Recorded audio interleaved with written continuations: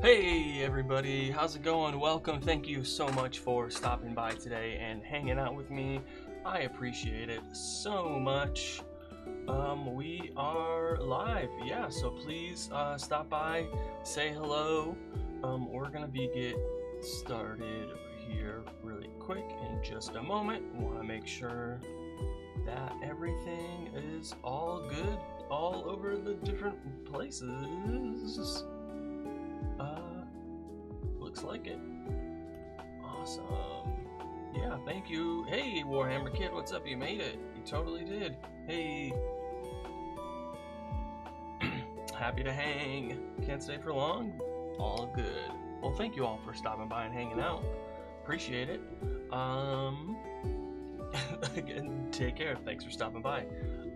What we're gonna get started with is a couple inspiration points. There was a couple. I put out some feelers like, hey, give me your resources or tips or questions for me to talk about on stream, and it's now time to talk about them on stream. So I picked my best ones, and we're gonna do that really quick before we get started with the subclass ranking. Gonna be a good time. So let me go to browser. Oh, is that gonna show? Wait, I need to show my actual desk browser. Oh, I don't think I have a. Oh well. Got this good one from Threads. The question is.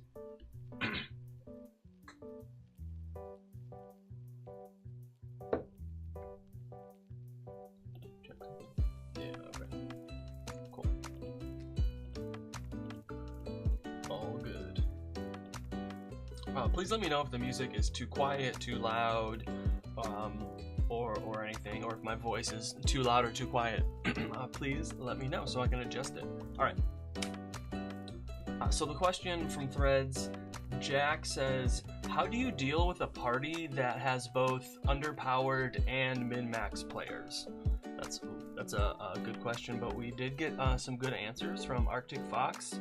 Says you gotta give fights alternate win conditions. The bad guys don't necessarily die, but they get stunned, and you have to do certain things to stun them, like get them in a certain position and activate things.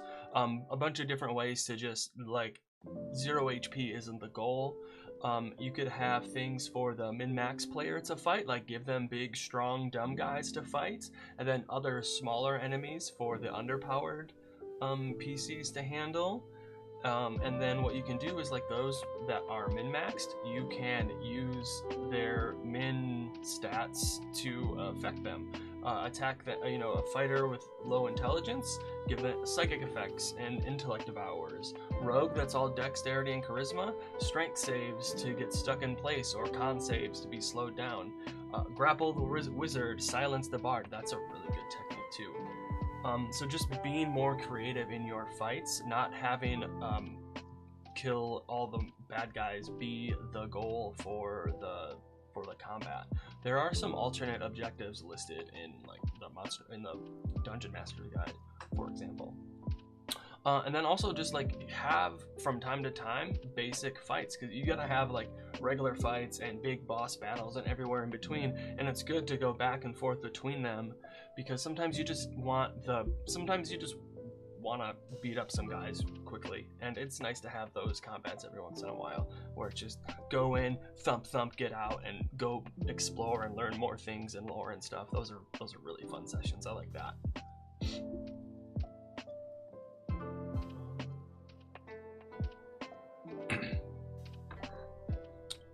See, so yeah, that was a good one. Thank you so much, Jack and Arctic Fox over on Threads.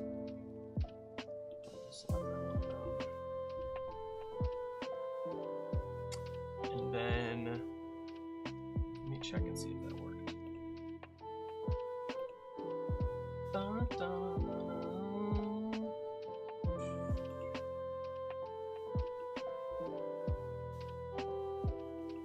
Oh, looks like it did. Cool. Awesome. And then, I don't know if you guys can't see this, but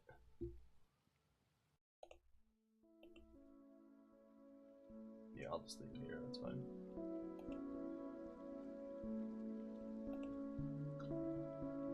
I know you guys aren't really gonna believe this, but I got some really good tips from Facebook. I really need to, how can I show this? Oh, I guess, do I have it? Do I still have it?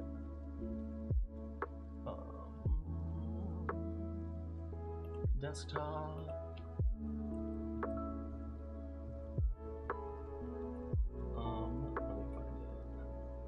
It was so good, I had to screenshot it. I was like, whoa. I was not expecting all of this. Here we go. Just for a minute, because I need to show this to people. It's great. I'm gonna put it over here too. Oh man.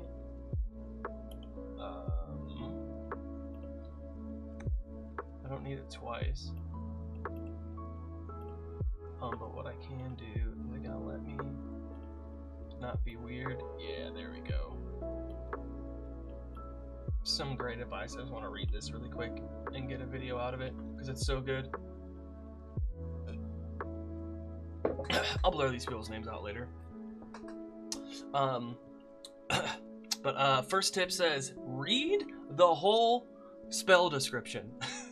Like seriously, it's so helpful. This is a really good tip, especially if you're using digital character sheets. Sometimes it only shows you part of the spell description and you have to go to the full, like another thing. In D&D Beyond, I'm looking at you, you have to go to another thing to read the whole thing, because it might only show you that first paragraph, but it has 2-3 paragraphs and it actually says like how you can upcast and stuff like that. So reading the whole spell description is a really very good tip.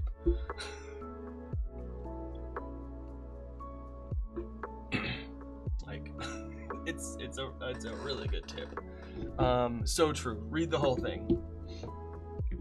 Especially that's why like when we level up, and I like to talk about, hey, what new abilities did you get? What new spells did you pick? Like, and like talk about them. Like, oh, cool, that's gonna be so sweet when you like do this thing. Like, I enjoy talking to my players about like their abilities and stuff when they level up and helping them pick through things. Like, hey, so I mean, this happened in my home game. Like, hey, so since you like made that deal with a Celestial, if you want, you can take a level in a Warlock level.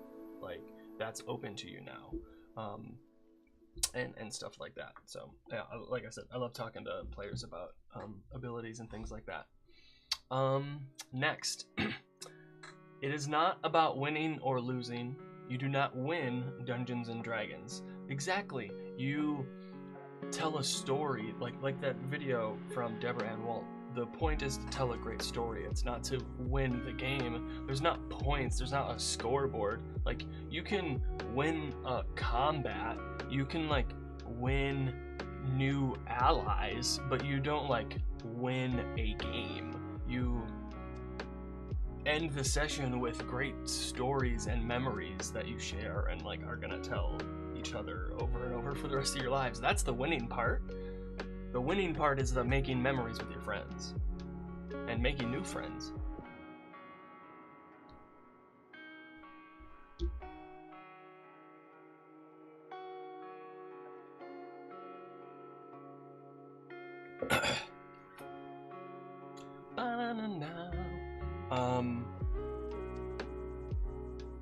Natural ones are as cool and exciting as natural 20s.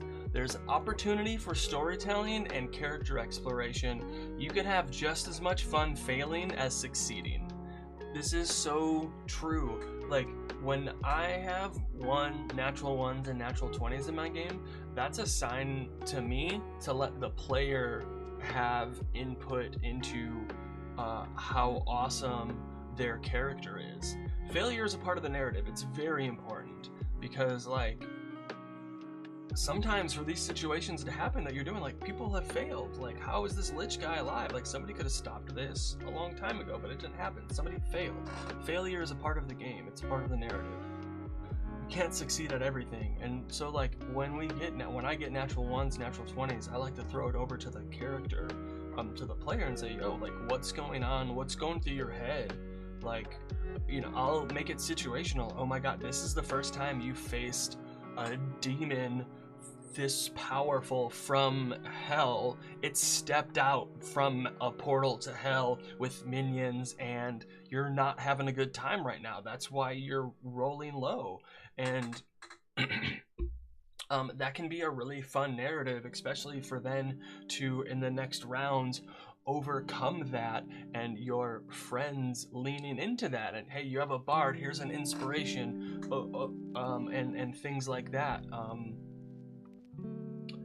And I think it's really fun. You can have just as much fun failing as succeeding. It's true.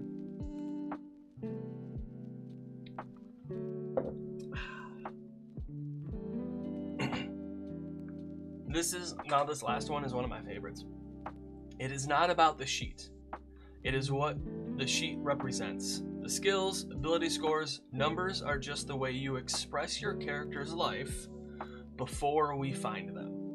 You need to find the why. Why is your character going on an adventure with these other people? You don't need a lot of that information. 1, 2, 3, 4, 5 sentences is enough. 3 pages is good also, but just a want and a need of your character to leave what they know and is comfortable into the unknown. I mean, it's the classic hero's journey, but like having a why other than I want to play D&D is very helpful. But also the sheet is an imperfect like copy. It's an imperfect version of your character. It's like it's your character's translation into the rules of D&D, because you can do so many things. Your character sheet is not a bunch of buttons to push.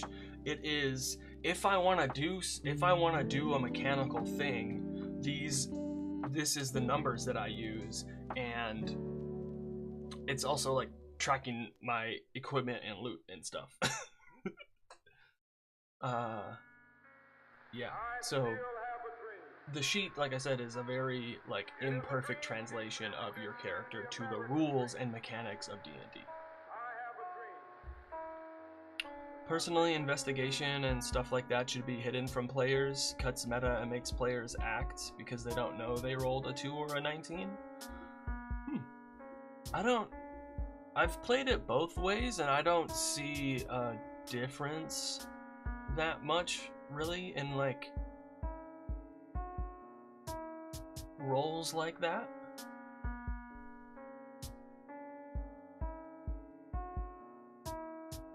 But I can see the merit of it. Just wondering, like,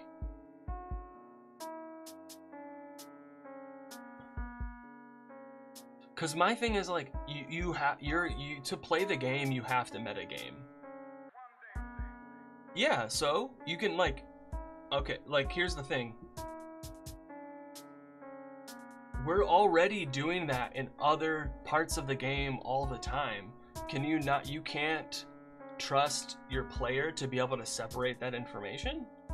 Because like, you have to metagame to play the game. Because like, to know your stats and what your spells are, and to know that your fireball is going to be this area of effect, so I'm going to position it in different ways. Like, and it's totally flavor, and there's a bunch of different ways to do it. But it's just like, I guess it's a cognitive load that I don't want to take on. You know? And I guess I could try it a few times and see how that is, and see how it works. But like, I like having my dice rolls out in the open and stuff like that. Yeah, exactly. I'm trying to like think it through and like thinking both sides of it, because I do see the merits of like the player not having all the same information. Hey, Born Tuesday, thank you so much for the follow. Stars for you. You're awesome. Thank you so much. I can see the merits of wanting to keep those that information, like it's I guess it is a couple different styles of play, like you said, whereas like you want the player and the character to have the same information, whereas maybe you don't always want the player and the character to have the same information. And both styles are equally valid, and I think that I do a lot of how do I put it? I think I do a little bit both, because like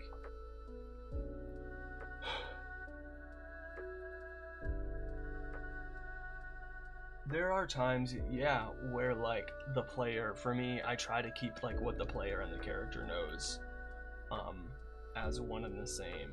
It's not necessarily all the time, but it is definitely something that I do.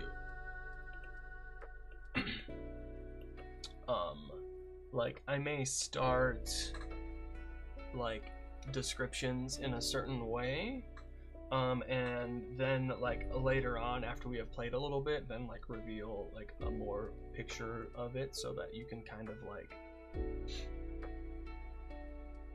so that I can like describe something in a new and unique way and like perspective, and you can like make your own version of it, and then show you some artwork and like make a more solid picture in your head, I guess, if that makes sense. Yeah, I'm gonna have to think about that,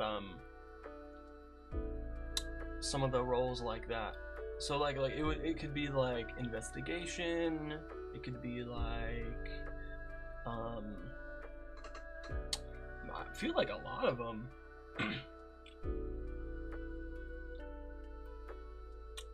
would it be like the mental skills? Maybe? Maybe. Where are we at?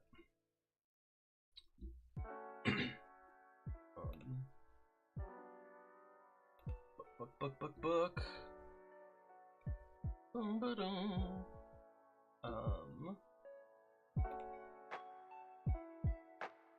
D20 test.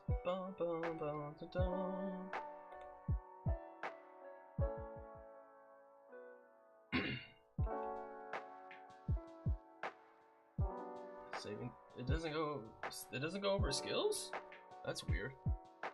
Yeah, I want to know if X is lying. Insight, you roll a 2. I'm positive they're telling the truth when he's lying, but if I know I rolled a 2, well, yeah, or vice versa. Like, yeah, it's like, it's definitely like a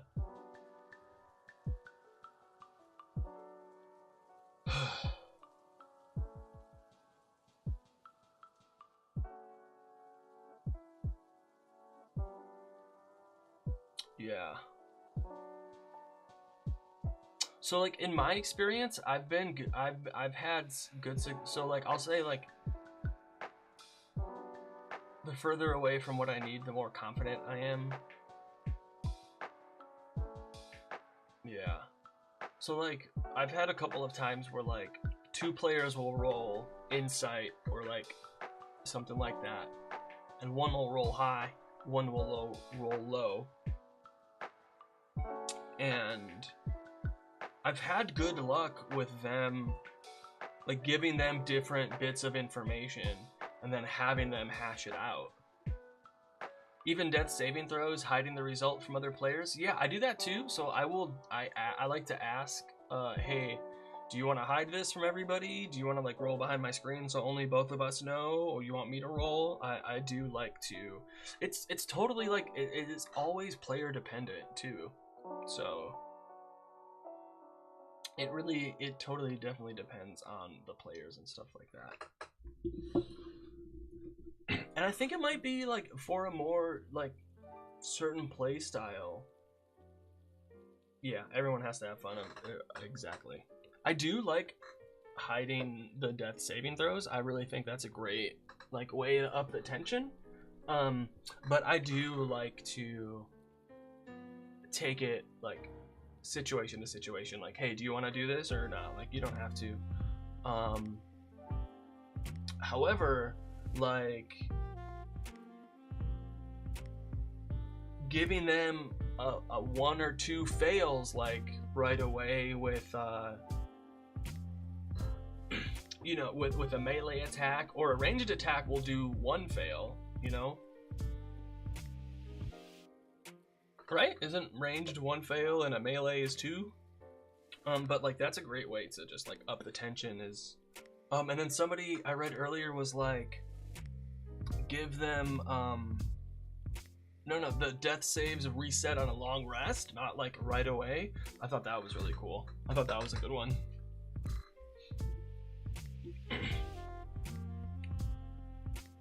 All right, back to yeah, I like that too. But I'm not gonna do that for our beginner campaign. We'll just do the regular rules. However, I will be ruthless and tactical. That's not my monsters know what they're doing. Oh, speaking of, the monsters know what they're doing. One of the best websites. If you don't use it, you totally should. It is the best. How did I just it's so good. You can just go to the website and any like monster you want. Ooh, is the I just used a Aranea. I don't think it's in yet because it just came out. Yeah, no. Like you can just go null, whatever. Null's Revisited. He's gonna have. There's multiple things on nulls. It's great. It's the best. Keep it basic for brand new players. I love that website. The book too. Yeah, it's so good. He's got multiple books. Like great stuff. I met him very briefly at a con once. It was super cool. But yeah, this is the one of my favorites. Is got me thinking about dragons and how they're like predators, and how those style of other predators that fly and eat larger creatures and different types of creatures, what they like to do is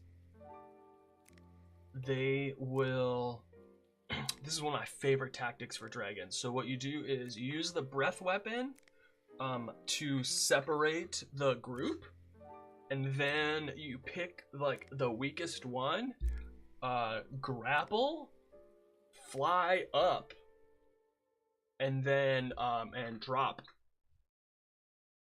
Yeah, that's one of my favorites.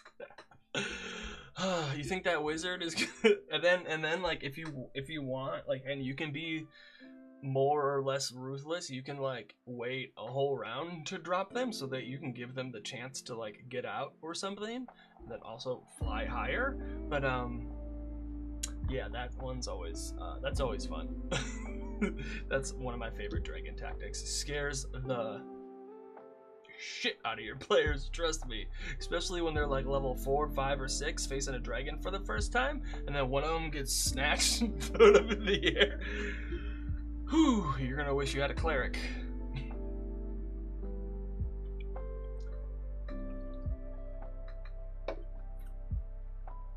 So good. Alright, now what we're actually coming to do, so we're ranking the subclasses. I have wonderful dialogue for Venom Fang. Nice. Alright, so here's where we left off last time. Gotta stay hydrated, folks.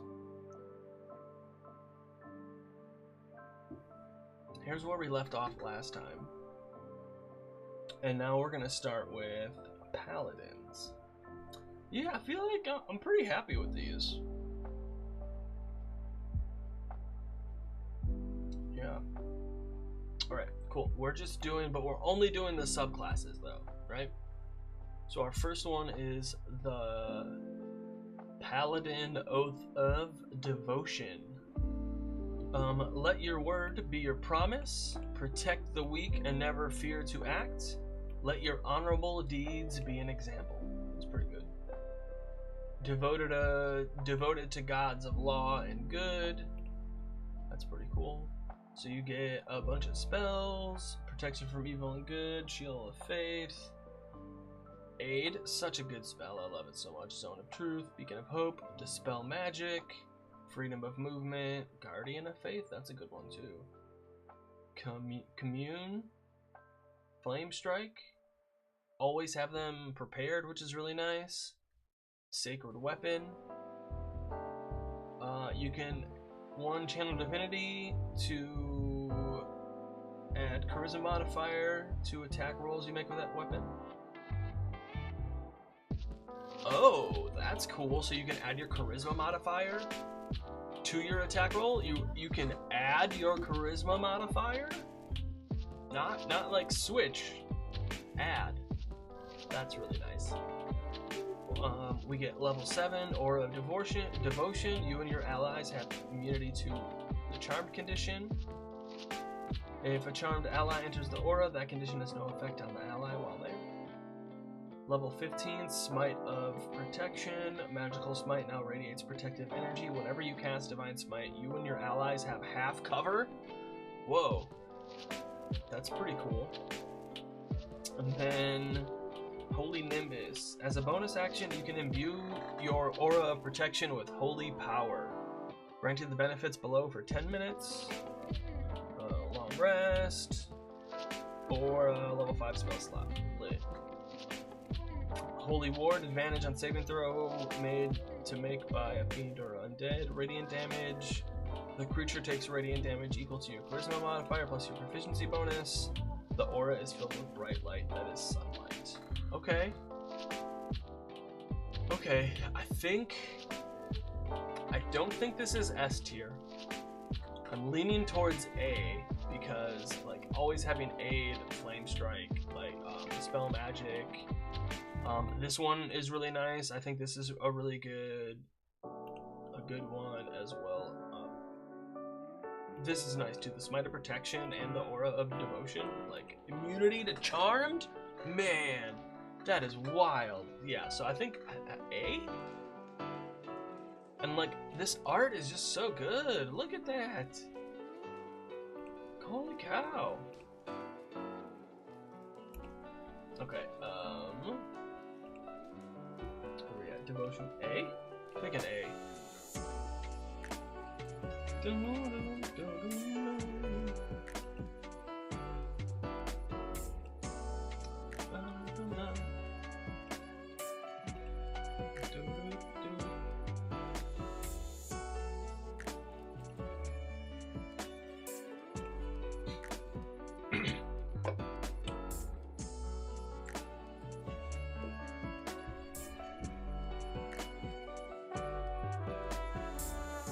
One second.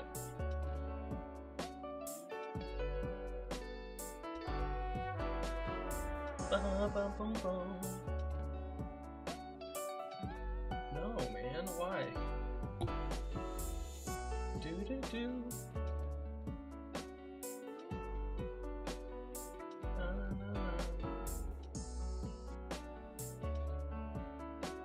Okay.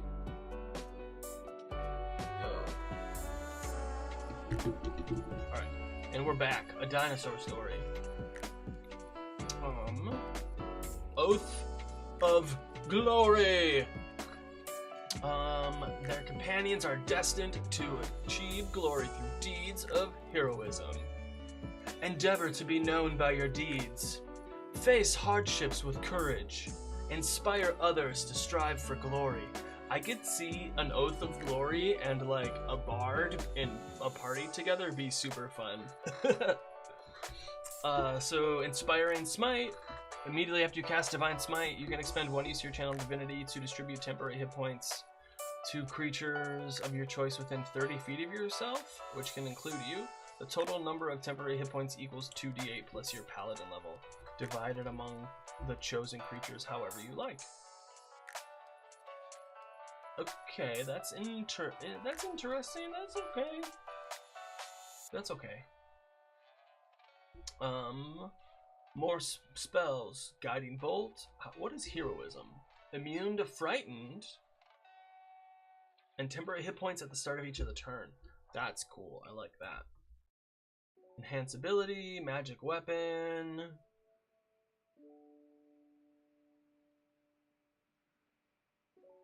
That's cool. It lasts for an hour. Haste. Ooh, protection from energy. Compulsion. Freedom of movement. Legend lore. Yolanda's regal presence. Whoa. Okay. I'm really. 10-foot emanation. For a minute. All right, then. Why do they all get freedom of movement? That's pretty cool, though. Peerless action athlete. Expend 1 use of your channel divinity to augment your athleticism. For an hour, you have advantage on athletics and acrobatics checks. And the distance of your long and high jumps increases by 10 feet. Okay. Extra distance costs movement as well. Okay. Your speed increases by 10 feet. In addition, whenever an ally enters your aura of protection for the first time or starts their turn there, the ally's speed increases by 10 feet until the end of their next turn. That's cool. Glorious defense. You can turn defense into a sudden strike. When you or another creature within 10 feet of you is hit by an attack roll, you can take a reaction to grant a bonus to the target's AC. Charisma mod. If the attack misses, you can make 1 attack with a weapon against the attacker. As part of this reaction, if the attacker is within your weapon's range. You can do a charisma modifier times per day. Alright. That's interesting. Cool. You can empower yourself with legends, whether true or exaggerated. As a bonus action, you gain the benefits below for 10 minutes. You're blessed with an otherworldly presence and have advantage on charisma checks. You can take a reaction. If you fail a saving throw, you can take a reaction to re-roll it. Once on each of your turns, when you make an attack roll with a weapon and miss, you can cause that attack to hit instead. Ooh, that's cool. Alright. Living Legend. Okay, what do we give this one? Ooh, this is the glory. It's not S. Is it A? Is it B?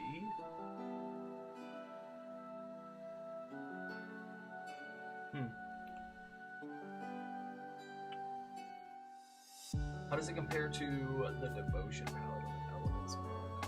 Which I should have here. This is pretty cool. Yeah, I'm gonna give it an A. Ancients Paladin, no Glory Paladin. There we go. So many. There we go. That's better.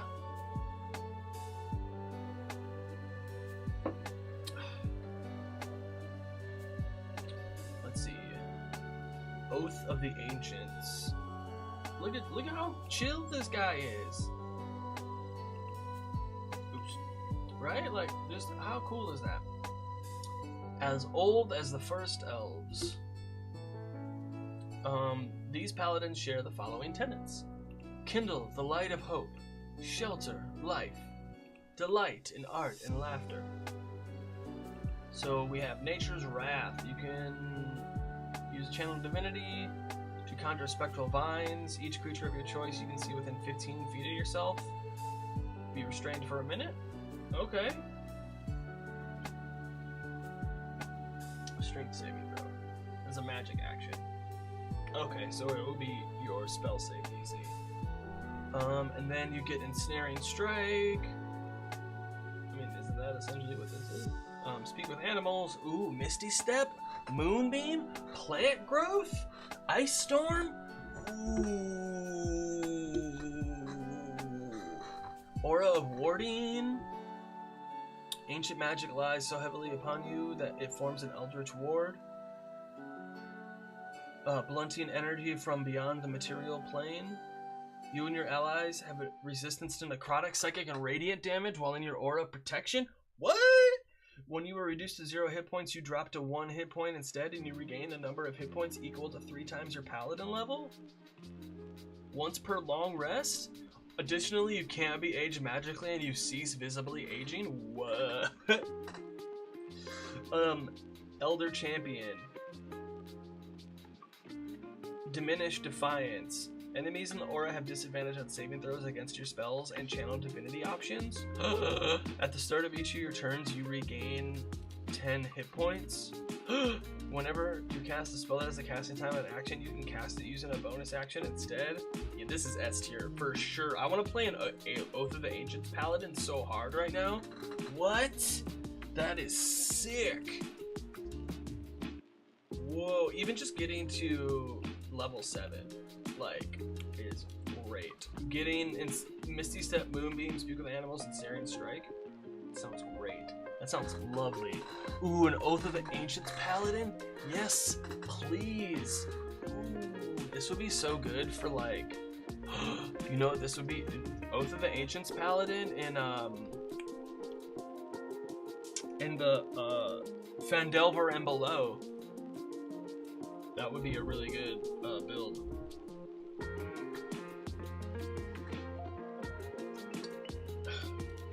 Yo, I should hit these up for sponsorship. I drink them all the time. Alright. S tier for sure.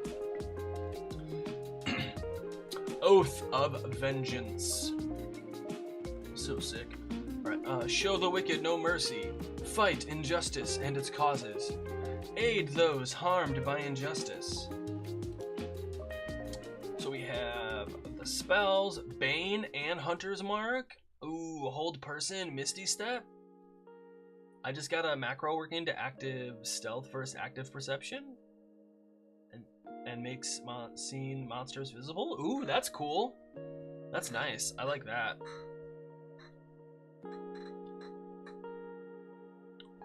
Yeah, I figured it was in Foundry. I understood. That's cool. Hold person, Misty Step. Ooh, haste. Banishment. All right. Vow of enmity. When you take the attack action, you can expend one use of your channel divinity against a creature within 30 feet of yourself. You have advantage on attack rolls against the creature for 1 minute or until you use this feature again. If the creature drops to 0 hit points, you can transfer the vow to a different creature. Oh, that's kind of like Hunter's Mark. Bro, oh my god, because there's no concentration. So if you did, oh my god, can you slap? Hunter's Mark is a bonus action, and this is when you take the attack action. So, I like that a lot. That is cool. Relentless Avenger.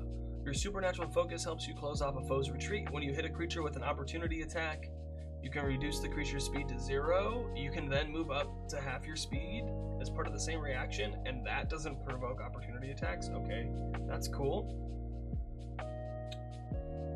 Immediately after a creature under your effect of your Vow of Enmity hits or misses with an attack roll, you can take a reaction to make a melee attack against that creature if it's within range. Cool. Avenging Angel. Bonus action, 10 minutes. Sprout spectral wings on your back, and you have a fly speed of 50 feet and can hover. Whenever an enemy starts in your aura of protection, that creature must succeed on a wisdom saving throw or have the frightened condition, or until it takes any damage. Attack rolls against the frightened creature have advantage. Wow. This is A tier. I don't know. Is it S tier? Is it as good as Oath of the Ancients? I don't know. It's almost. But see, now I want to downvote Glory and Devotion because I don't think these are as good. Alright, here's what I'm going to do. Vengeance Paladin is going A, but Glory Paladin and Devotion Paladin are going down to B. Because, like, these two were just so good. Like, holy cow. At least for me, I don't know, man. I don't know about you.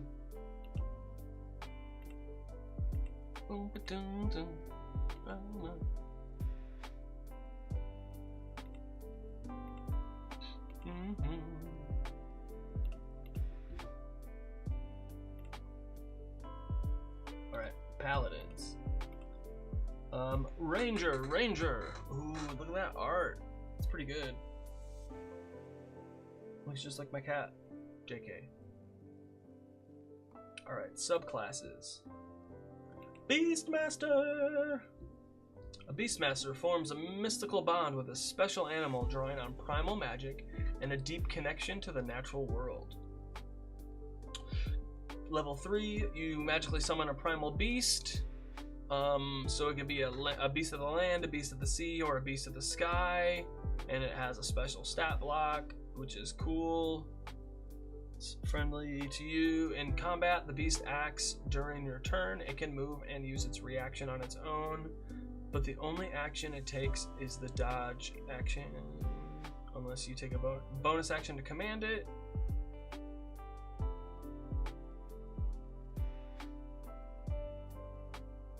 And then you could also use your attack to do it. Restoring or replacing the beast. If the beast is dead within the last hour, you can take a magic action to touch it. And expend a spell slot. Returns life after 1 minute with all its hit points restored. Whenever you finish a long rest, you can summon a different primal beast which appears. Okay. And then so it does it. Your proficiency bonus.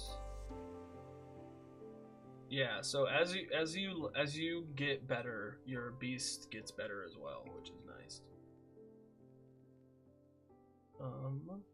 Okay.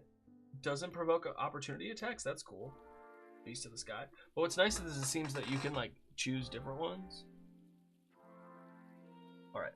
Exceptional training. When you take a bonus action to command your primal companion to take an action, you can also command it to take dodge, disengage. Dash, disengage, dodge, or help using its bonus action. In addition, whenever it hits with an attack roll and deals damage, you can choose force damage or its normal damage type. Okay.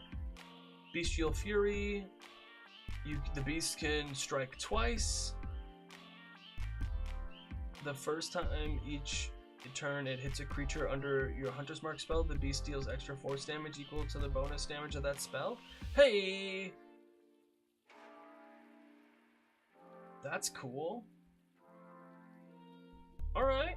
Share spells. When you cast a spell targeting yourself, you can also affect your primal companion. Oh, that's so cute.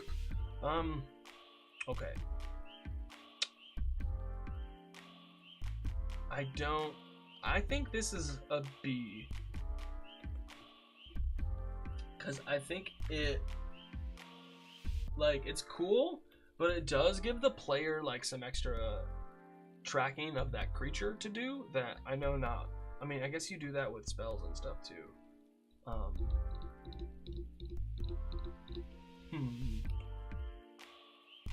mean, this is strong. This is cool. I guess it's not that much though. Like you get this companion, and I feel like it could be a little bit better. If that makes any sense. I don't know. I feel like it could be better. All right. Fey Wanderer.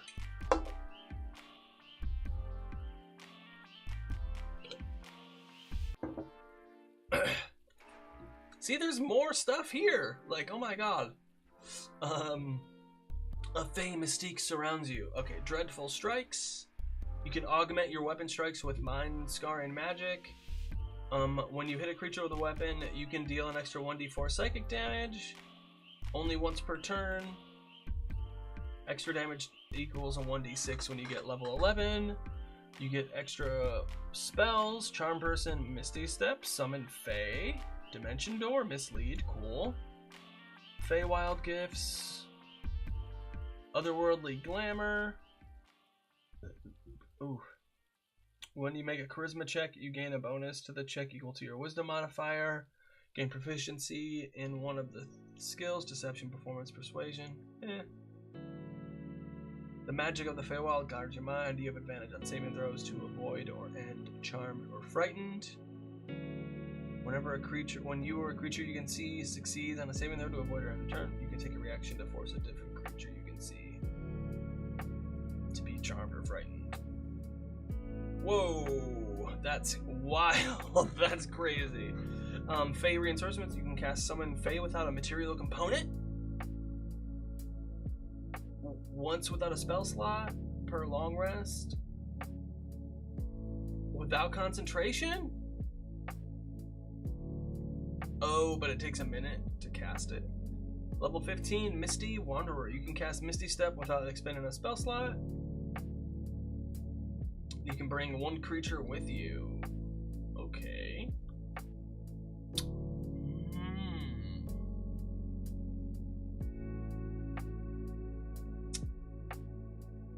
Extra damage.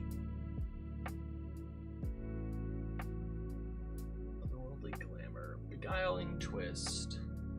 This isn't an S. Maybe it's... Is this also a B?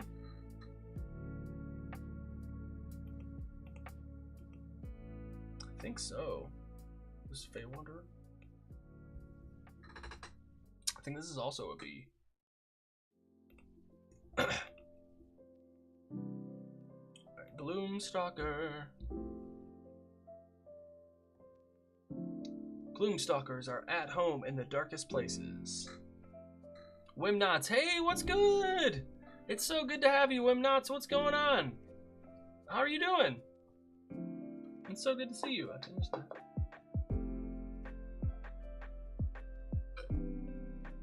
Been a while. Thanks for stopping in. Alright, Gloomstalker. We have Dread Ambusher. The start of your first turn of each combat, you get speed increases by 10 feet. Ooh. You can deal an extra 2d6 psychic damage once per turn, equal to your wisdom modifier. When you roll initiative, you can add your wisdom modifier. That's fuego. Hey, thank you so much, Wimnots. I really appreciate it. It's a great Saturday. Thank you so much for stopping by. We are ranking the D&D 2024 subclasses. Pew pew! And right now we're on the Gloomstalker. So I like, this is pretty good. I think this is kind of strong, actually. Cause Ranger, they're wisdom casters, right?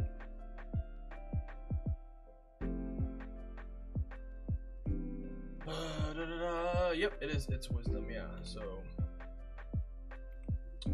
disguise self, rope trick, fear, greater invisibility.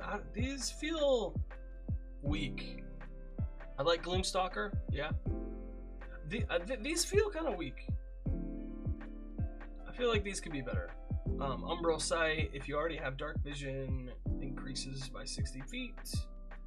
While entirely in darkness, you have the invisible condition.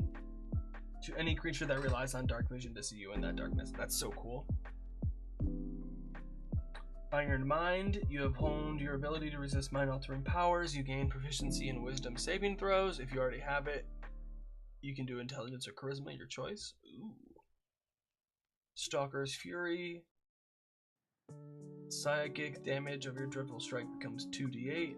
In addition, when you use Dreadful Strike effect of your Dread Ambusher feature, Sudden Strike, you can make another attack with the same weapon.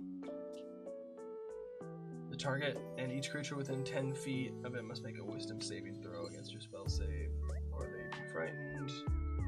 When a creature shadowy dodge, you can take reaction to impose disadvantage. You can then teleport? Whoa! Okay. Oh, I don't know. Is this wild? I'm not sure I like this one either. I mean, not don't like it. It's more like...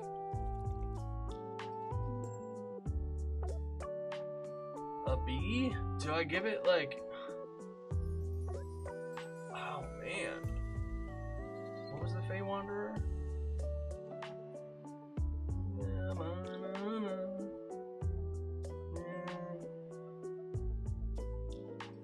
Alright, Hunter.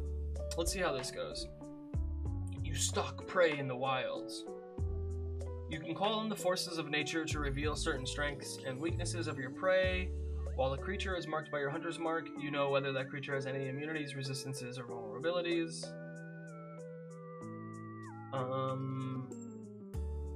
You gain one of the following features.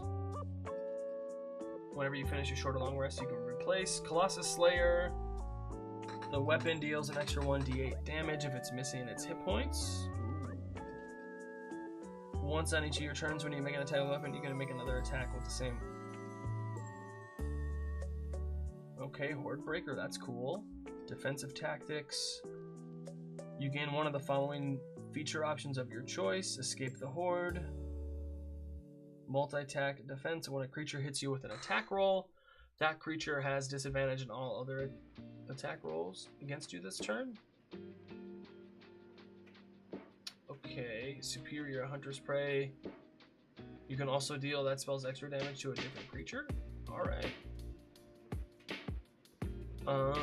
Superior Hunter's Defense. When you take damage, you can take a reaction to give yourself resistance to that damage and any other damage of the same type until the end of the current turn. This is weak as fuck. Holy cow. That's a C. This is... I'd like... See, the thing is, like, we need better... I think I like the Ranger class, but these subclasses are just feel kind of weak when compared to the other classes. Like, I might have to play one myself, but I don't know. Cause like, I guess, I don't know, I just can't say that any of these are an A. They just weren't that. Like, and I'm only thinking of the subclass. I'm not trying to, like, not saying the whole thing. Ugh. It's tough, it's so tough. It's so tough. I don't know.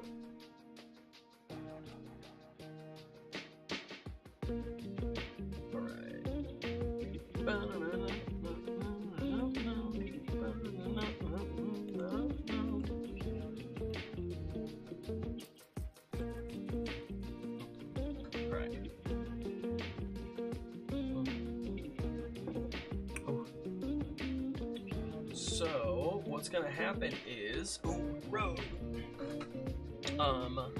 Ads are gonna start in like a minute or two, and I don't want to keep going until I just want to get through that first before we keep going. You see the little dog? Little dog.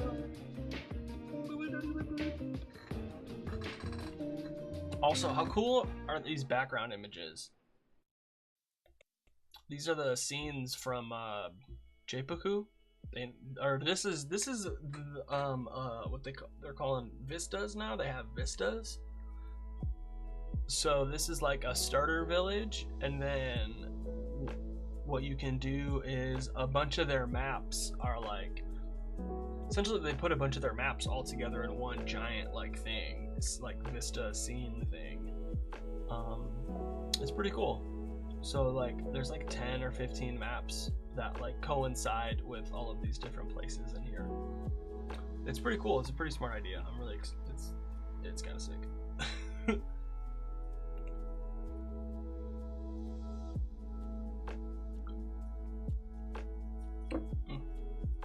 And then, like I said, like I was talking about, once these, I really like Jaipuku. I used one of their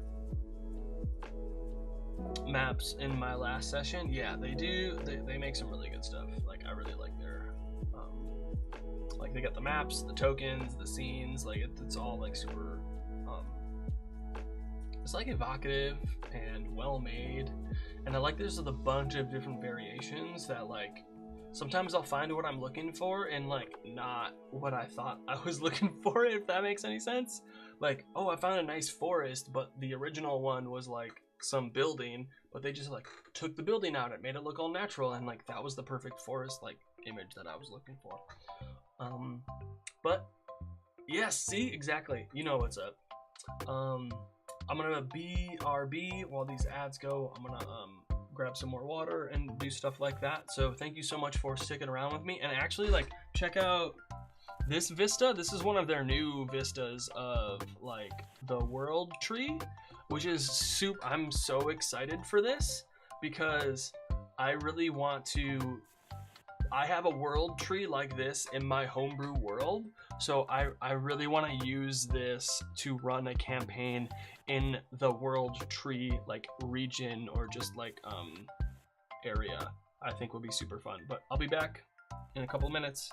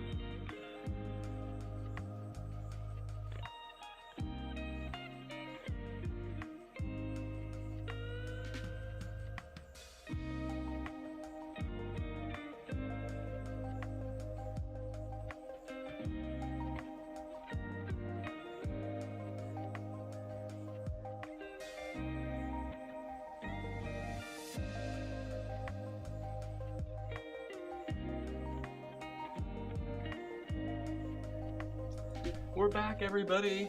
Thank you so much for sticking around and hanging out. We're talking some D&D. We're talking some D&D. Talking some D&D. Stop on by, cause we're talking some D&D. Oh yeah, we're talking some D&D. Ciao.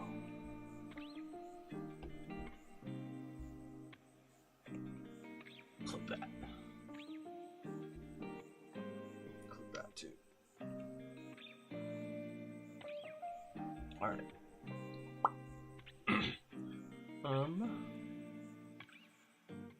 Back to it.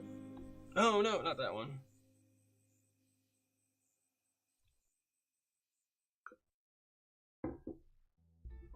Cool.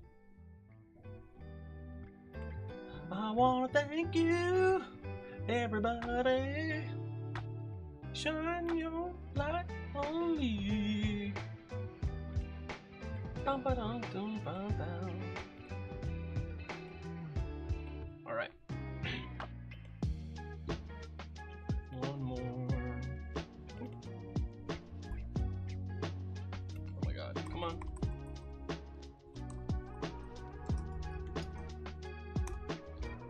There we go, there we go. Ooh. Count to 1,000. 471. Ha ha ha. Sucker. No, I'm just kidding.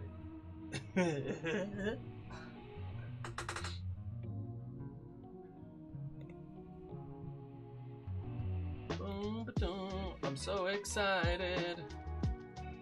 Wow. Oh my god, everywhere. Okay, so what's cool is today, starting today, it's the first one. It's so cool. Roleplay Relay, which is Nerdy Nightly and a few other people putting on their second annual Heroes Without Borders. We're doing a bunch of streams in Daggerheart, all connected to raise money for Doctors Without Borders, and that's going to be starting later today. I'm gonna attempt to raid out into them at the start. So thanks for joining. Yahoo! I did. Oh, we should probably clip that also. Did it slap it? It slapped it. Cool.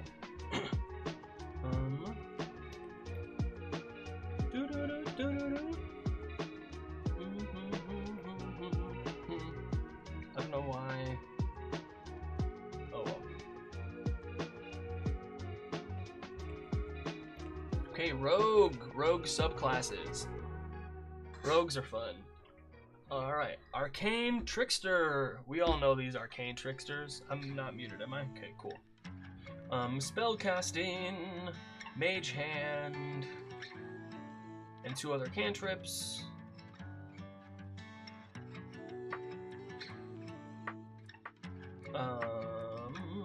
Prepared spells, fog cloud, charm person, disguise self, cool. Arcane focus, you become a half wizard, a third wizard. When you cast mage hand, you can cast it as a bonus action. Mage hand makes everything better. It's so fun. You can control the hand as a bonus action, and through it you can make dexterity sleight of hand checks. So what this means is if you don't have this ability, you can't do that. Everybody else that wants to do this with their mage hand. Magical ambush. If you're invisible when you cast a spell, it has disadvantage on saving throw. Ooh, that's so sick. Oh man. Versatile trickster. You gain the ability to distract targets with your mage hand when you use the trip option of your cunning strike. You can also use that option on another creature within 5 feet. Okay. That's pretty cool. You gain the ability to magical steal knowledge. When a creature casts a spell that targets you or includes you in an area of effect, you can make a reaction. Take a reaction to force the creature to make an intelligence saving throw. On a failed save, you negate the spell's effect against you and you steal the knowledge of the spell if it's at least level 1 and of a level you can cast. For the next 8 hours, you have the spell prepared. The creature can't cast it until 8 hours have passed. Whoa, that's sick. Okay. This is definitely A tier. Is this S tier? Yes, because the combination of having even just low-level spell slots is fucking dangerous. Oh heck, yeah, like, wow, which one was this? Arcane Trickster A tier? Man, S tier, cause like, yeah, just having, where are we? First and second level spells, like, man, very versatile. All right, assassin. Assassinate. You have advantage on initiative rolls. Ooh. During the first round of each combat, you have advantage on attack rolls against any creature that hasn't taken a turn. If your sneak attack hits, the target takes extra damage of the weapon's type equal to your rogue level. Okay. Disguise kit and poisoner's kit. Can mimic another person's speech, handwriting, or both. Your speed isn't reduced to 0 by using steady aim. When you use the poison option of your cunning strike, the target also takes 2d6 poison damage whenever it fails the saving throw. Death strike when you hit with your sneak attack in the first round of combat, con saving throw, or the attack's damage is doubled. Ooh. Wow. Okay. I think compared to Arcane Trickster, I don't know if it's A, because these are kind of weak. I think this is a very beginner-friendly class. I'm gonna give this one a B. Lots of B's, I know. But that's what you gotta do. They B's in the trap. You know what I'm saying? Maybe you don't.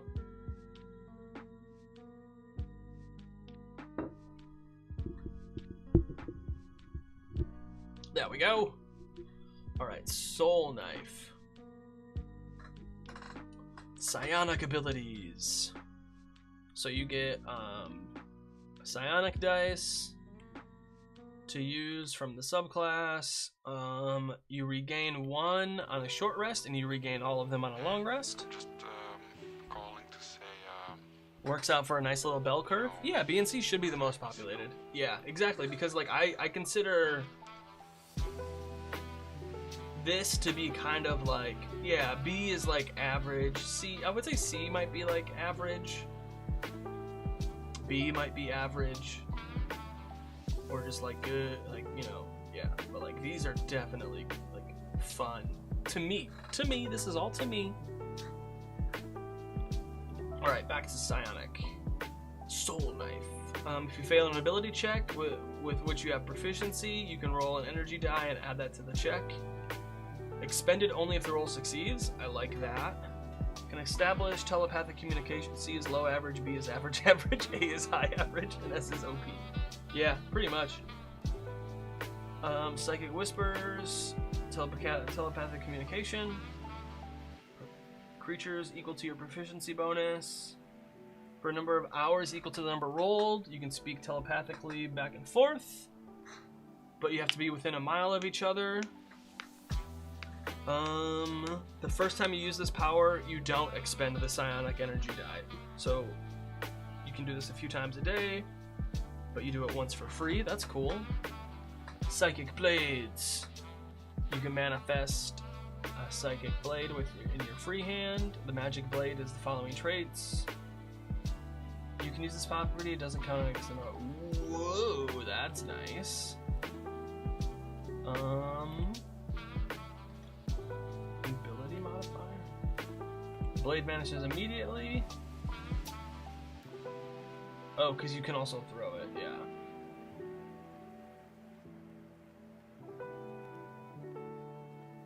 After you attack with the blade on your turn, you can make a melee or range attack with the second blade as a bonus action, if your other hand is free to create it. The damage die on this bonus attack is a 1d4 instead of 1d6. Okay, that makes sense. If you make an attack roll with your psychic blade and miss, you can roll a psionic energy die to add to the attack roll to cause it to hit. Psionic teleportation as a bonus action. Spend an energy die, roll it, and throw the blade. Then you teleport to that space. Okay. Psychic Veil. You can weave a veil of psychic static to mask yourself. You gain the invisible condition for an hour. Once per long rest. Or expend a psionic energy die. Rend Mind. You can sweep your psychic blades through a creature's mind. When you deal sneak attack, you can stun them. Oh. Okay. Wow. Alright,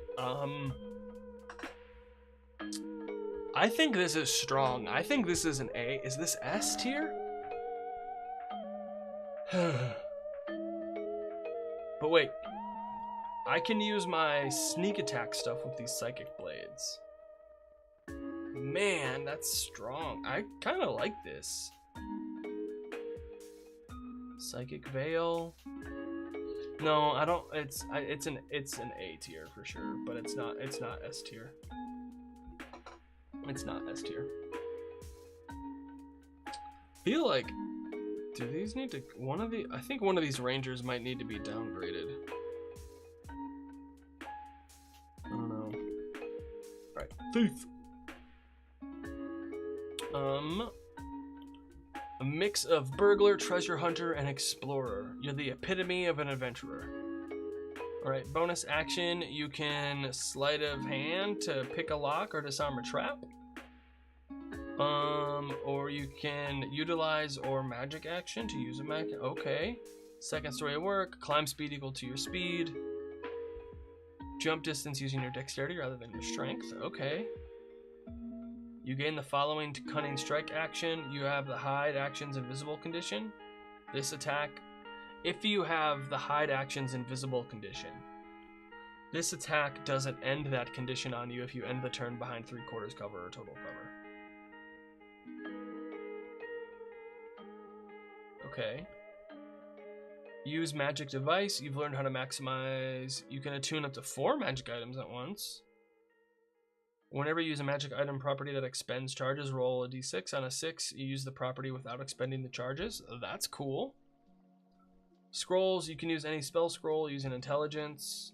If the spell is a cantrip or a level 1 spell, you can cast it reliably. If the scroll contains a higher level spell, must first succeed.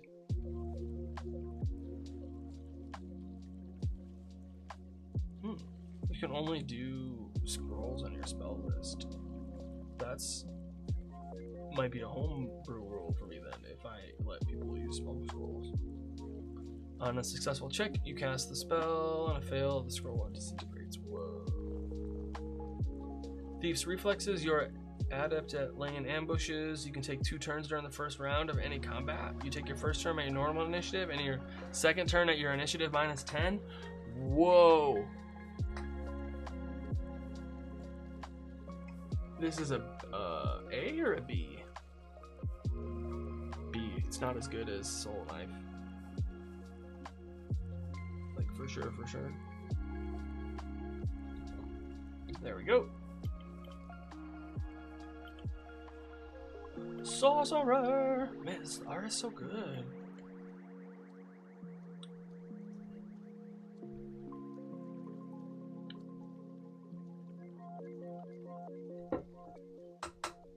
An alien influence has wrapped its tendrils around your mind, giving you psionic power. Okay. Perhaps a psychic wind. Alright, sorcerer. So you get Arms of Adar, calm emotions, detect thoughts, dissonant whispers. Mind Sliver is sick. Hunger of Hadar, sending. Everard's black tentacles. Summon aberration. Oof. Telepathic bond, telekinesis. As a bonus action, choose 1 creature. Okay. Psionic sorcery. When you cast any level 1 or higher spell from your psionic spells feature, you can cast it by expending a spell slot or by spending number of sorcery points equal to the spell's level. If you cast it using sorcery points, it requires no verbal or somatic components, and it requires no material components unless they're consumed by the spell or have a cost specified. That's kind of lit.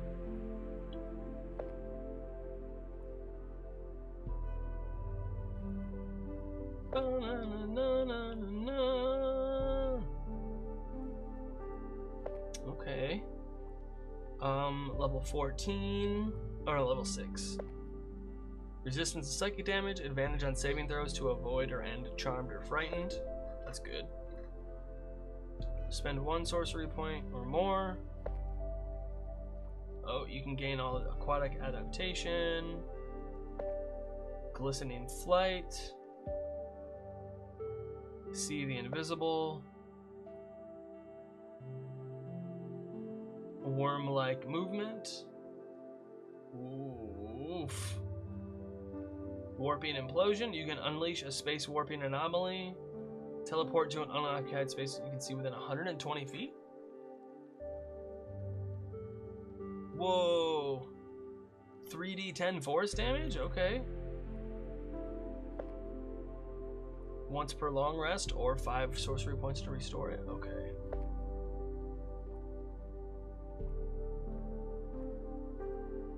This might be an A.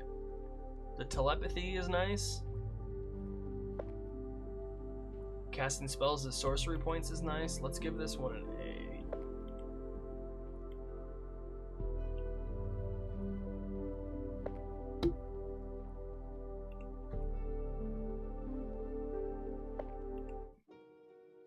Song was too chill. That song was too chill. Alright. Next. Clockwork Sorcery.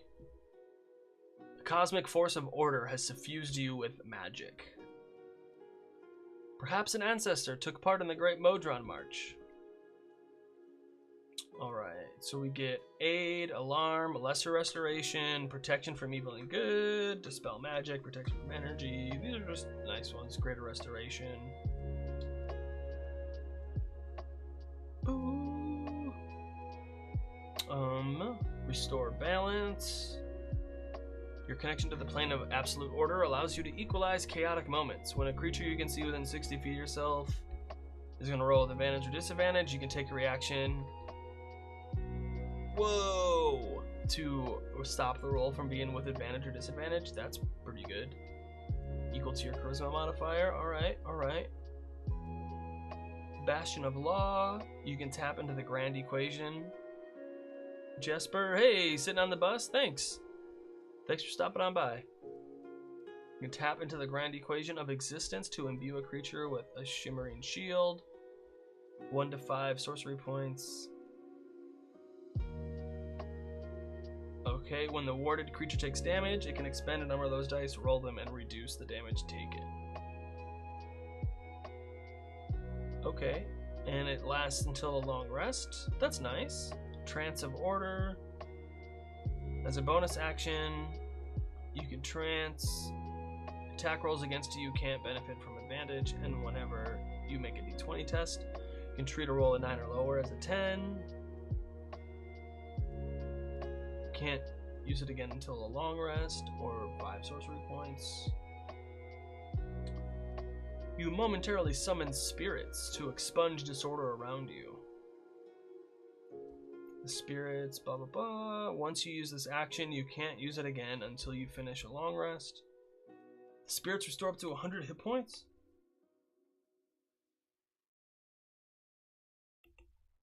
Any damaged objects are repaired instantly. Every spell of level 6 or lower ends on creatures and objects. Whoa! Okay.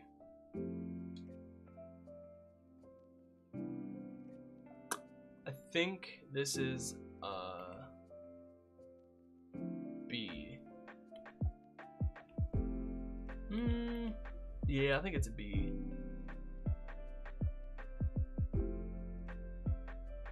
Maybe?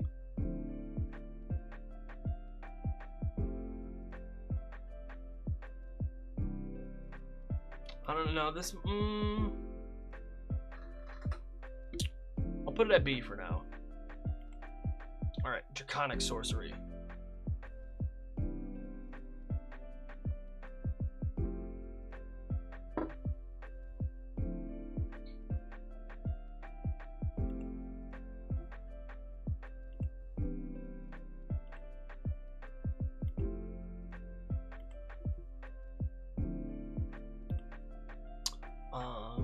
We have Draconic Resilience. Maximum hit point increases by 3, increases 1 whenever you gain another level. When you are wearing armor, your armor class equals 10 plus your dex and charisma. Spells, Alter Self, Chromatic Orb, Command, Dragon's Breath, Fear, Fly. Resistance to that type of damage, and when you cast a spell, you can add your charisma modifier to the damage. Ooh. Dragon Wings. Long rest. Cast Summon Dragon without a material component. Whoa. Whoa. Okay. I think This is also a B because it doesn't give you a lot. Like, I think this is also a B. Like, it's cool, but I feel like it could be better. Like the wings you don't get until level 14. Like, come on. Alright, Wild Magic Sorcery. I love this. Wild Magic Surge. On a 20. Roll, boom. If the magical effect is a spell, you can't use meta magic on it. And give yourself advantage on a d20 test. Once you do, you must cast a sorcerer spell with a spell slot or finish a long rest before you can do it again. If you do cast a sorcerer spell with a spell slot before you finish a long rest, you automatically roll on the Wild Magic Surge table.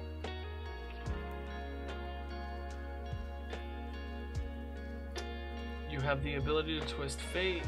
Immediately after another creature you can see rolls the d20, you can take a reaction, spend a sorcery point, and you can do a bonus or a penalty. Okay. Whenever you roll Wild Magic Surge table, you can roll twice and use either number. Tame Surge. After you cast a sorcerer spell with a spell slot, you can create an effect of your choice with a Wild Magic Surge table instead of rolling. You can choose any effect on the table except for the final row, and if the chosen effect involves a roll, you must make it. Once you use this feature, you can't do so again until you finish a long rest. Okay. So you can't do, yeah, you can't do this one. Okay. Okay, Wild Magic Sorcery. I think this is really strong because of the Tides of Chaos, the Bend Luck. I'm gonna get Wild Magic in an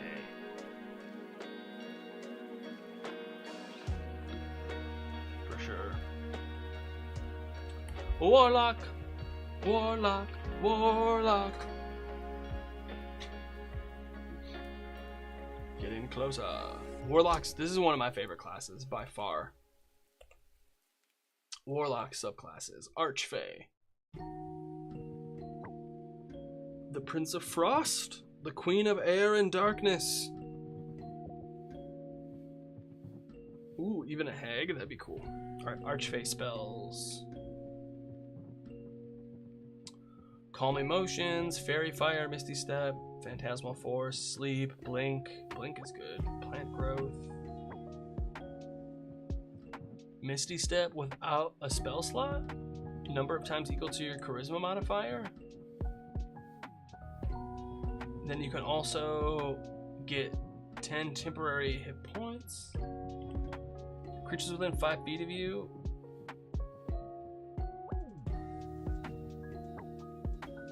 Wisdom saving throw or have disadvantage? Okay.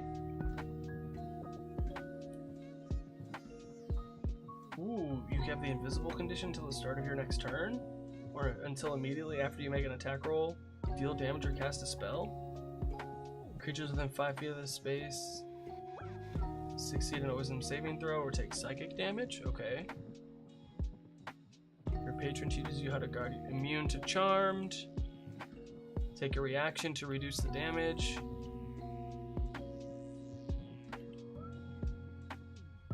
Okay. Bewitching magic. Your patron grants you the ability to weave your magic with teleportation. Immediately after you cast an enchantment or illusion spell, using an action and a spell slot, you can cast Misty Step as part of the same action and without expending a spell slot. That's pretty good. Okay. What? I think this might be an A. Because I think this Steps of the Fae is really strong. A? No, I think this is a B. Oh, so tough. No, I'm giving it a B. Celestial. So you make, yeah, an Empyrean, a Codal, a Sphinx, a Unicorn, some heavenly entity. Aid, there's that spell again. Cure Wounds, Guiding Bolt, Lesser Restoration, Daylight, Revivify, just good spells. Healing Light is nice. 1+ your Warlock level. That's really good. Radiant Soul, resistance to radiant damage. You can add Charisma modifier to radiant or fire damage once per turn. You gain temporary hit points whenever you use your magical cunning feature or finish a short or long rest. These temporary hit points equal your Warlock level plus your Charisma modifier. Though 5 creatures also, dude, that's pretty good. Yo, how you doing? Doing well, Drenol. How you doing? Pretty good. Just ranking all of the 2024 subclasses. Is that the Chapaku Vista in the background? It is. It totally is. I got permission from them to use their stuff. It's pretty sweet. I just talk about I talk about them once or twice a stream for sure. Yeah, I love their tokens, the maps, the vistas, the scenes. It's super cool. I really like it a lot. Yeah, it's great for. Yeah, I use them for my sessions. I use them for stuff like this. I've made a few videos like showing off their stuff. I messed around for a few minutes with that like Bastion maker. That was pretty sick for their Kickstarter. It's pretty cool. All right, back. Celestial Resilience. Okay, we just did that. Syrian Vengeance. When you are an ally about to make a death save, the creature regains hit points to half its maximum and end the prone condition once per long rest. Okay. How strong is this compared to Archfey? I saw their Bastion Maker has a stretch goal where it has procedural generation. Whoa, that's cool. That's pretty sick. Yeah, I was looking through their like stuff that they're also gonna work on in the future, and a lot of people were wanting a hex map like maker also, and I think that would be super cool. I think they would do a really good job at that. All right, where does the Celestial go? I'm gonna put it at B. I want to put it at A because I really like it as a class, but I don't know if it actually is an A. Like the Healing Light is cool, but like the Radiant Soul is kind of meh. And like I don't think most campaigns are gonna get to level 14 to use this. Yeah, there's some of the best map makers out there. Like I get all these emails every week of all their new maps and vistas and all these things that they put out all the time, and I'm just like, holy cow. It's such a. It is expensive though. I totally get it, but it is high quality. Okay, Fiend. Dark One's Blessing. That's sick. Look at this art. It's fucking cool. Okay. When you reduce an enemy to 0 hit points, you gain temporary hit points equal to your Charisma modifier and Warlock level. Sick. Burning Hands, Command, Scorching Ray, Fireball. Dark One's Own Luck. You can call on your Fiendish patron to alter fate in your favor. You can add a D10. Number of times per Charisma mod per day. 36? Oh, in your mid-20s? I'm actually 37 now. I should probably change that. What year is this? We're in 2025? It should be 37 now. But yeah, thank you. Appreciate that. Dark One's Own Luck. Fiendish Resilience. Resistance to damage. You can choose it on a short or long rest. That's really cool. You can instantly transport through the lower. Whoa. Okay. What year is this? Oh man. And it has incapacitated until the end of your next turn. Oh man, this is wild. Okay.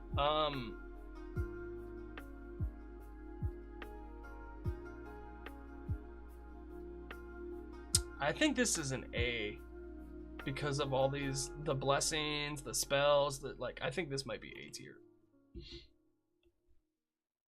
Not S tier, but A tier.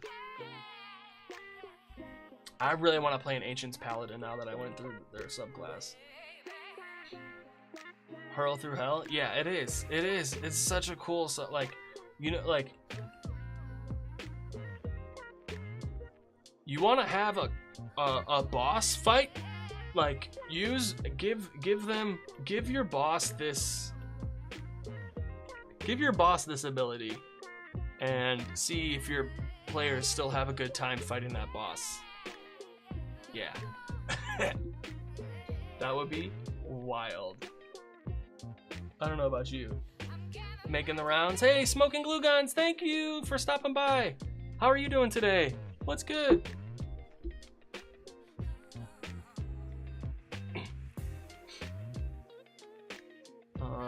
And now, great old one. Are you playing today? No, you're not playing today. I can't wait for that. Just got back to my hotel. Oh, well, thank you so much for taking your time to hang out with me for a little bit. I really appreciate that. I know cons can be very, they take lots of energy, yo. Hello, Alora. How you doing? Or Ray, I'm sorry. Hi, Ray. Thanks, everyone, for stopping by.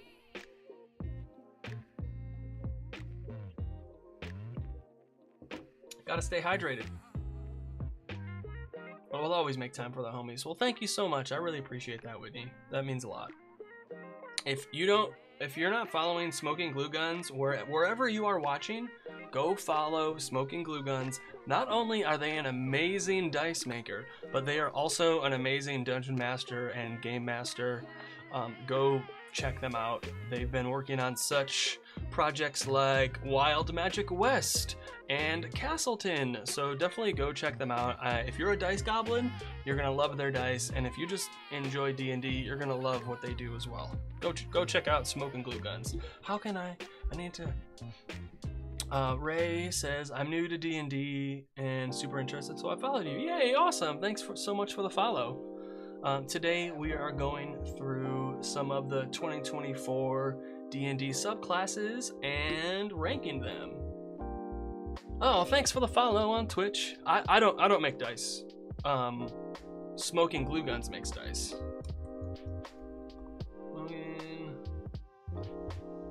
Is that the website? It is. Yes. Oh my god, they're so good. Check out the shop. Ooh. Sick. These are all for Vampire the Masquerade. The Koi Pond. Ooh, those are beautiful.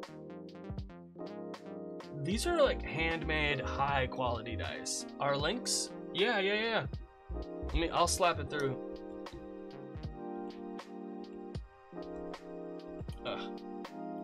Oh no. Come on. I just uploaded a bunch of new sets to the shop. Oh, cool. I love a good dice derail. Yeah, dice are awesome. Oh, the gay agenda? That looks great. Captain Tusktooth. B Dice M. Oh my god, this is great. Oh, Whitney, you make such beautiful dice. Purple Storm. Hank's Beans? Wait, do you mean like Hank Green?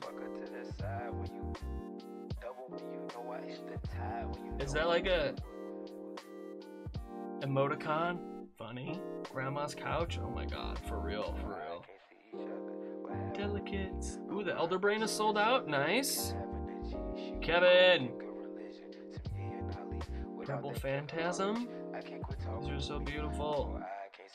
Ooh, these are cool. Okay, I gotta get back. We gotta get back to what we were doing. Yeah, please go check out Smoking Glue Guns. They do a bunch of amazing stuff. Focus. I was doing something. We were ranking all the D&D subclasses, and then we're gonna raid out to the Heroes Without Borders charity. Fire Nation is absolutely fire. Exactly. Making crepes, so I gotta get back to it, but I wanted to stop by and say hi. Thank you so much, Ray. I appreciate you.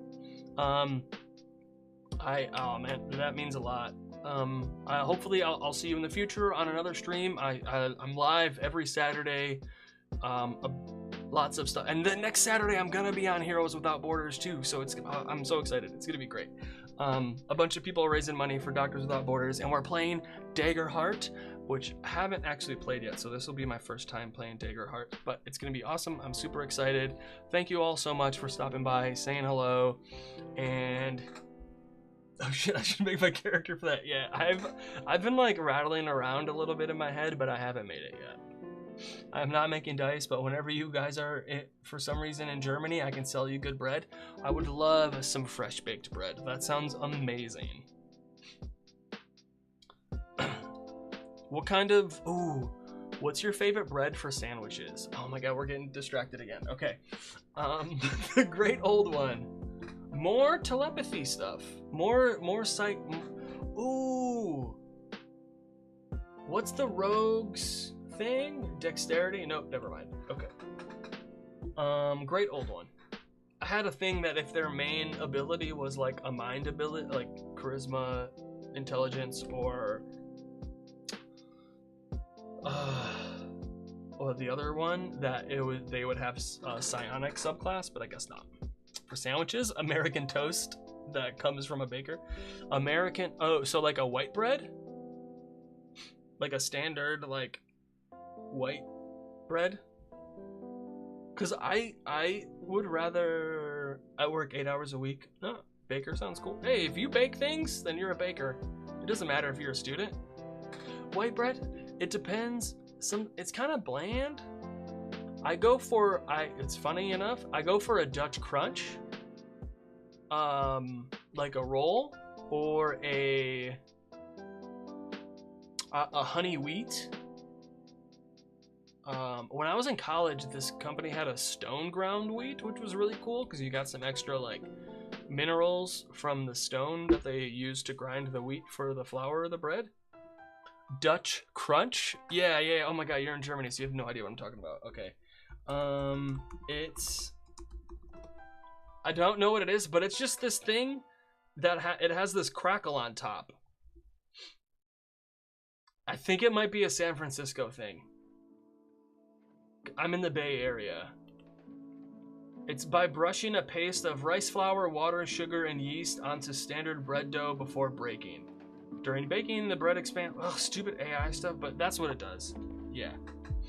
It has this crunch on top of it. We have like thousands that, yeah. So you probably have a bunch of different versions of that, and then one of these over here got famous and well liked, and now we call it this. You gotta try a butter breeze? All right, I'm Googling this. Oh, what? I love pretzels. Pretzels are my favorite. About 3 tablespoons of salt, free butter, lather in a pretzel. I love pretzels. So it's just butter on a pretzel? Sign me up. So I got a bag of pretzels in my yeah. What? Make a sandwich on it? I mean, I love me a pretzel bun. I can get pretzel buns at the store nearby. Like they do hamburger buns and they do like rolls as well. Yeah, give me yeah. Give me one of these, bro. Oh my god. Give me a good ham sandwich on a pretzel. Yeah, that's what's up. All that and more on Craig of Inspiration. You know how we do. All right, back to the story. Great old one patron. Unearth forbidden lore of ineffable beings. Hey, bro, lots of people are ineffable. You feel me? All right. You can form a telepathic connection between your mind and the mind of another. As a bonus action, choose one creature within 30 feet, and you can do telepathy. Oh yeah, right. Derailed it again. It's okay. This is the thing. It's D&D. You're not supposed to be on rails. You're supposed or something like that. You only use rails so far as they are good for your story and the game and the people. Hey, guy from Corn, give me a number 3 to 17, please. Let's go 16.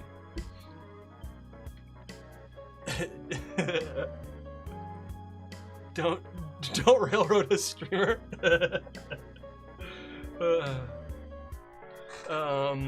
Minutes equal to your warlock level. Thanks. You got it. I hope that helps.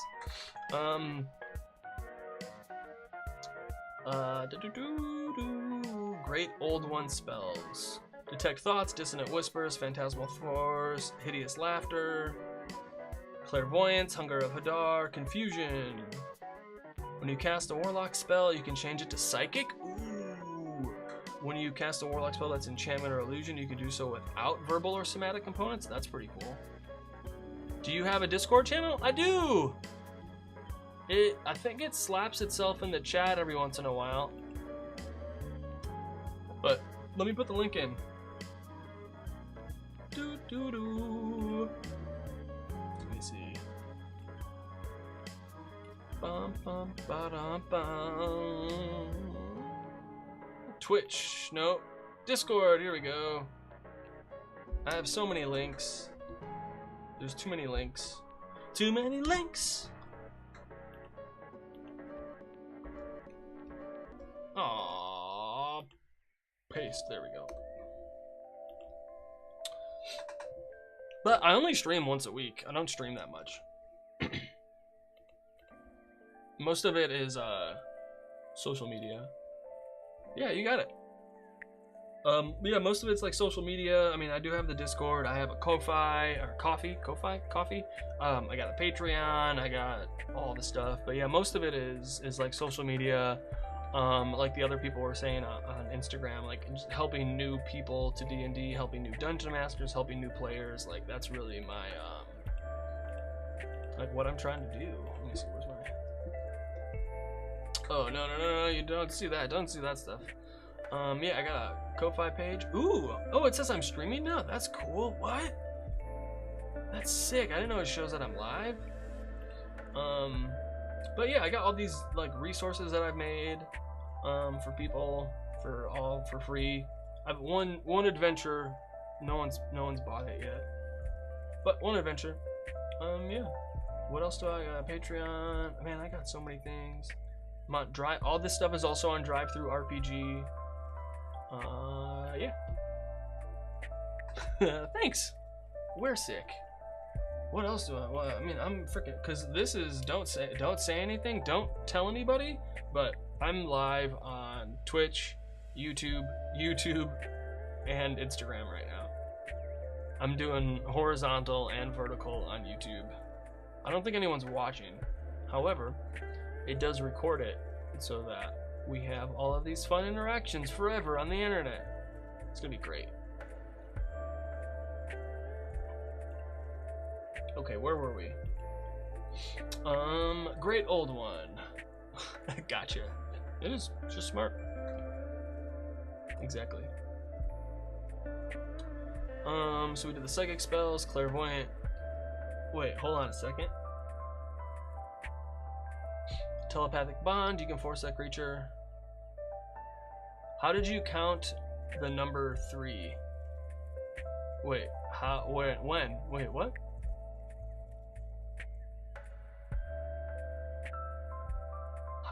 What do you mean?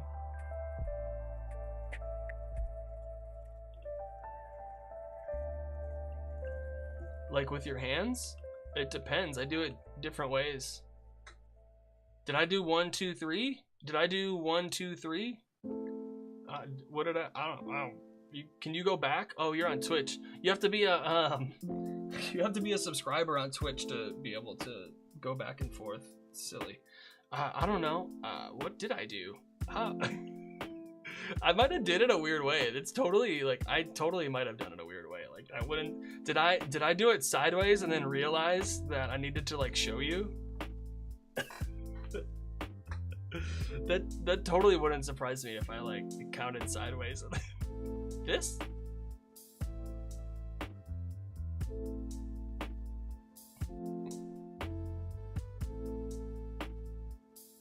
It's the, I played guitar for quite some time, so my fingers stretch in other ways.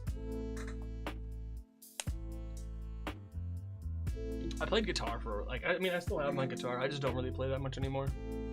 But yeah, okay, alright, back to the... We got derailed again. I'm just kidding.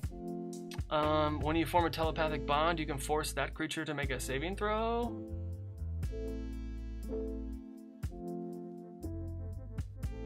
What? I don't like, that's dumb. That's stupid.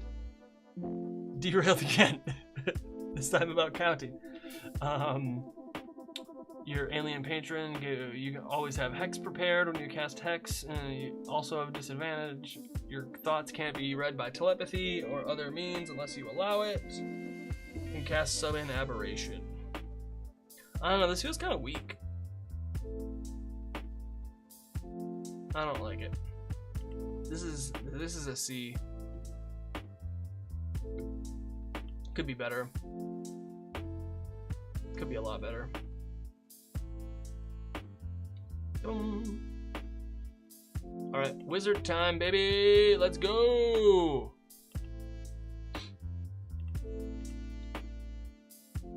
Wizard subclasses. All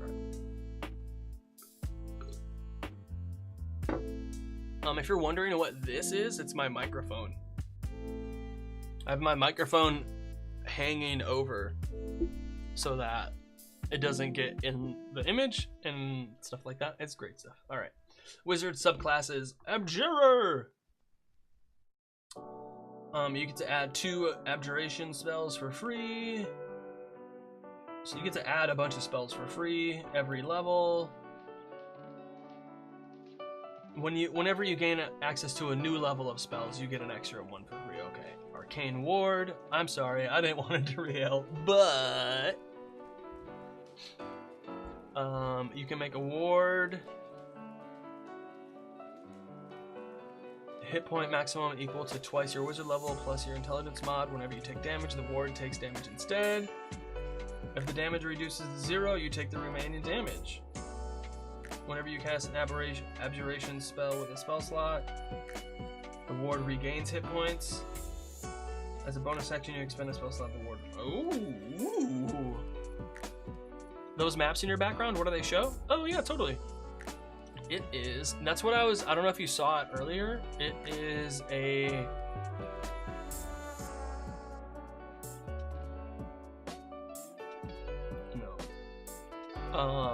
from Chapaku, the map maker Chapaku. They have what are called vistas. They have a few vistas. So these are just like larger scenes of so a bunch of these places in this vista that you can see here are other maps in their like maps collection that they have. Here. Right, they have, so if we go to scenes, so they have these vistas. Here's the one, oh, like in my room behind me? Oh, those are maps from D&D books. And a bunch of the physical books come with a map in the back, and I ripped them out, put them up. I have some more over here on the wall that you can't see. I also have, Squidward looking at me, very embarrassed. Yeah, there is, so we have the Rock of Brawl, the one that's in space. We have Prismere from Wild Beyond the Witchlight. Wildmount from Critical Role. And then Corvair, which is Dragonlance, I believe. And then there is, I got Barovia. I got Greyhawk from the new Dungeon Master's Guide. The Phandalin region from, so it's the Sword Coast map from Phandelver and Below. Like I said, I got Squidward looking at me disappointed. And then I also have, I have a map. Not a map. I have a calendar from Loki battle maps, and each month is a different battle map that you can actually use. It's pretty sick. Yeah, I wish I've made some myself. There are some maps I made on my blog somewhere. And then the middle thing here is Dalinar and another bondsmith from the Stormlight Archive. And then that's a bumper sticker that says Journey Before Destination, which is also from the Stormlight Archive. If you read Cosmere or stuff like that. Let's see. Projected ward. Take a reaction to absorb damage from someone within 30 feet. That's cool. Spellbreaker, you always have counterspell and dispel magic prepared. In addition, you can cast dispel magic as a bonus action. I think this. I like this a lot. I'm giving this one an A. Abjura Wizard gets an A from me. That's really sick, honestly. Hey, thank you. Appreciate it. I only have the world map in my setting. I don't even have a world map in my setting yet. I have it in my head. I just haven't made it. It's gonna happen one day. However,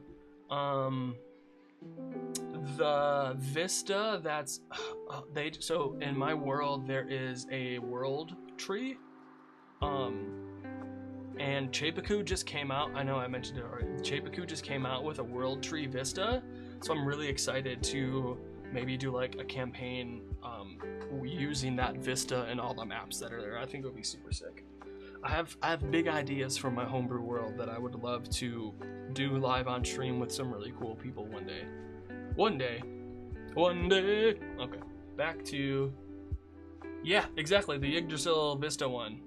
It's so cool. I wanna, like I said, I have a, what happened is like one of the gods, the goddess of nature, what have you, sacrificed her. She was like already dying, so she sacrificed herself, became a world tree, so that it like, I think it like stopped a war, and like, yeah, just like infused her power within like the land and stuff. So there's like, she's called the Root Mother now, so like there's a bunch of places where like her roots permeate through the whole land. So there'll just be places where like a little bit of root pops out, and like those that are really connected with her can like communicate that way. Places with a root showing are like considered lucky, stuff like that. It's pretty cool.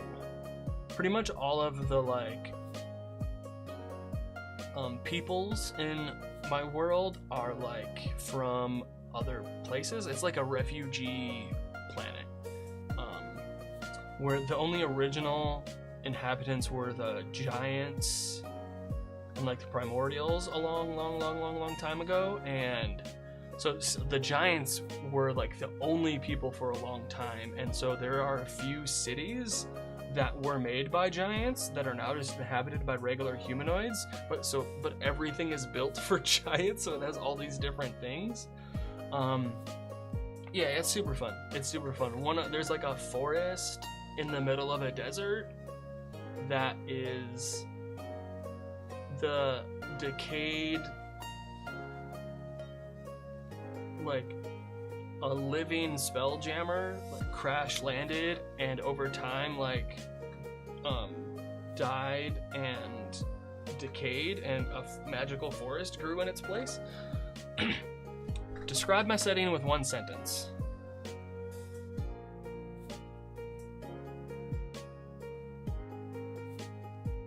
It's like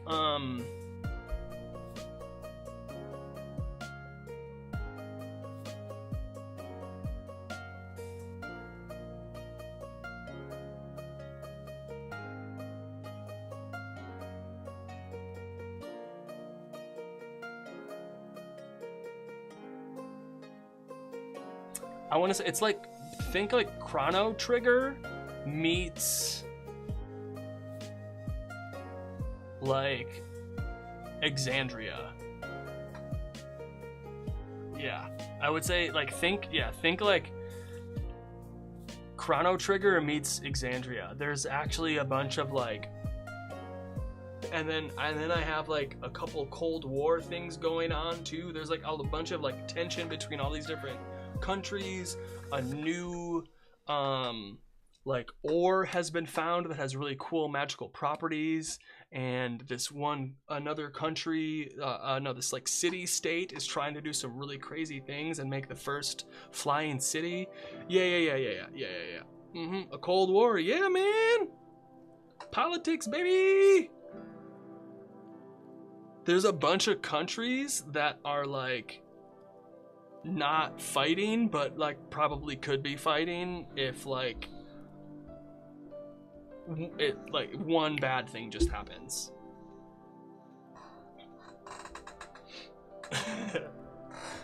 Yeah. Okay. Where were we? All right. We did have your diviner. Divination savant. You get the thing. You get the portent. Wait. When you cast a divination spell, you regain an expended spell slot? Level 10, third eye, you can increase your powers of perception. You choose... Whoa! Greater portent? Alright. This is super powerful. This is also getting an A. Holy cow. That was wild. Let's see. Evoker, we get the Evocation Savant. When you cast a cantrip and you miss, the target takes half damage. I like that. That's good. Sculpt spells.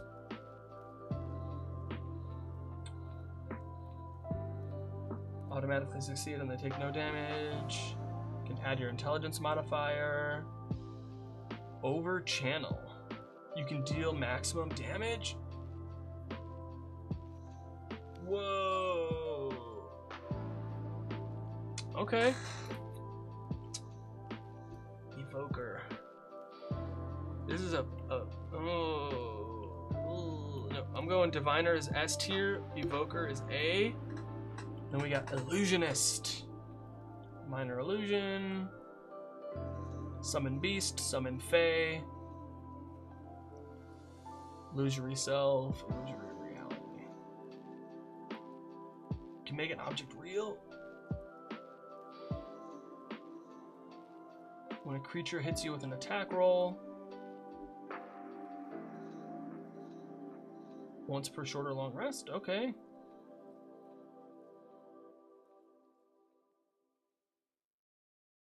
You can change it to be an illusion. Okay. Oh, sick. All right. This is a B for me. It's pretty good, but it's not Evoker, Abjurer, Diviner, which are really good. However, this Illusionist Wizard's pretty nice, but in comparison to the other ones. All right, where are we at? Hello. Hey, Feral Moonbeam, you still there? Thank you all so much for stopping by and hanging out. Y'all are awesome. So, what's gonna happen is, where are we?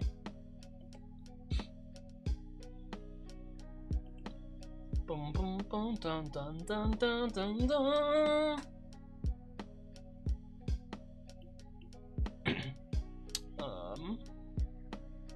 Where? Oh, am I not following? Let me check something once. Give me a minute, please. I'll BRB. Am I not following?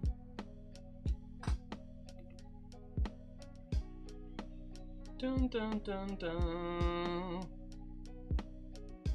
Am I not following them?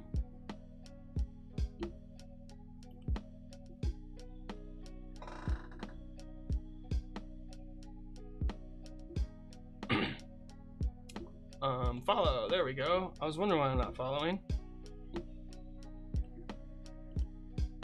Cool.